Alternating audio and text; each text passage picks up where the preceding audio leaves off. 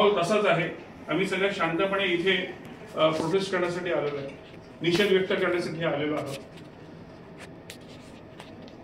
साहेबांच्या माध्यमातून आम्हाला सरकारला हे कळवायचं आहे की कोरटकर, त्याच्यानंतर कोणतरी राहुल सोलापूरकर आणि आता अबू आझमींच्या कडून असं वक्तव्य होणं अतिशय चुकीचं आहे। त्याच्यावर बऱ्याच प्रतिक्रिया उमटलेल्या आहेत। काही कुठलेही पुरावे नसताना काही बेताल वक्तव्य करावं, कोणाचं शासन चांगलं आहे कोणाचं शासन वाईट आहे हे सांगायची काही गरज नाही, परंतु काही देवळे वगैरे बांधले, काहीतरी पुरावे वगैरे तरी असायला पाहिजे, तो एक विषय वेगळा। कोरटकर कोण? कोरटकर काय त्याचा ज्ञान आहे?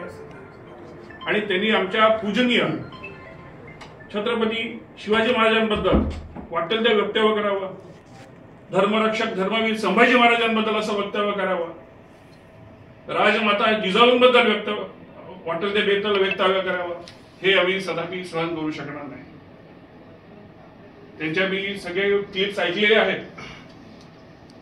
त्या क्लिप्स ऐकून एखाद्या माणसाच्या शरीरामध्ये रक्त नसेल तरच तो थंड बसेल। संपूर्ण महाराष्ट्रामध्ये त्याबद्दल प्रतिक्रिया उमटलेल्या आहेत। आणि बरं, महाराजांचा विषय हा केवळ फक्त महाराजांपुरता नाही। आज आपण इकडे सगळ्यात बघत असाल तर महाराजांनी काय केलं? 18 पगड जाती मराठा, 12 बलेतुदार, काय फक्त मराठा समाजापुरता हा विषय नाहीये। आज आपण बघत असाल इकडे माझ्या बरोबर ते रिप्रेझेंटेशन करतायत माननीय नोएल डाबरे साहेब, संपूर्ण वसई ख्रिश्चन समाजाचं रिप्रेझेंटेशन करतायत, संपूर्ण वकील परिवाराचं रिप्रेझेंटेशन करतायत। याचं कारण काय? की आम्हाला असलेला नितांत आदर आमचं दैवत आहे, आणि दैवताबद्दल जर कोण काय बोलत असेल तर ते आम्ही सहन करणार नाही। सर्वांतर्फे मी आपल्याला विनंती करतो, ऑफकोर्स आमच्यातले काही मंडळी आता बोलणार आहेत, परंतु आपण आमची जी मागणी आहे ही शासनापर्यंत पोहोचवावी आणि माननीय मुख्यमंत्री साहेबांना सांगावं की त्यांच्या विरुद्ध ताबडतोब ऍक्शन झाली पाहिजे।